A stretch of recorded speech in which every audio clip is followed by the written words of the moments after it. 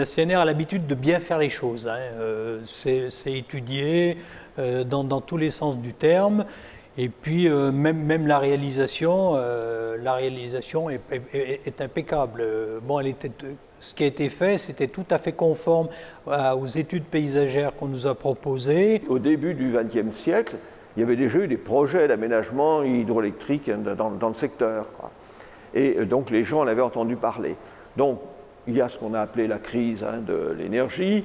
La Compagnie nationale du Rhône, qui avait des projets tout près dans ses cartons, les ressort, les fait passer. Et donc ce projet est présenté ici.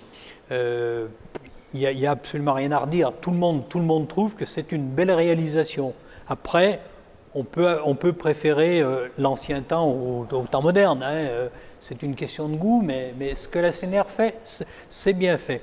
La Compagnie nationale du Rhône avait des équipes de gestionnaires fonciers qui étaient vraiment des champions de la négociation, quoi. Donc les prix qu'ils offraient pour les terrains à acquérir étaient tels que les réticences ont disparu au fur et à mesure que le bruit des espèces sonnantes et trébuchantes résonnait dans le fond des assiettes, on va dire. Ah ben, ça a complètement modifié d'abord le paysage, mais ça c'est normal, et aussi l'agriculture. Parce que le canal a traversé beaucoup de champs agricoles, hein, et puis il y a eu une emprise encore à côté qui fait qu'il y a eu pas mal de terrains agricoles qui ont disparu. Hein. Nous, on a pris beaucoup de terrains, nous. Beaucoup de terrains qui nous ont pris. C'était toujours inondé. On avait du tabac, de tout. C'était tout inondé.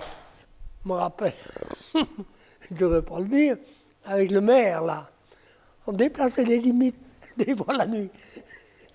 Il venait le lendemain. Oui, parce qu'il y avait des terres, moi, j'en avais à côté aussi. On dit, oh, on pas si loin. Oui, oui. Et ils sont venus avec les bulles et hop, embarqués.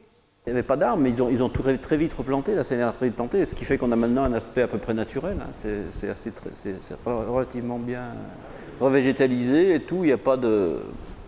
Ça, les gens qui passent là croient que c'est le Rhône.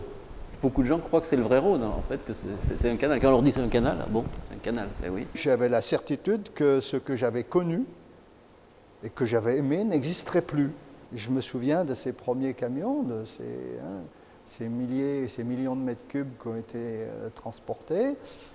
Ça faisait mal, voilà.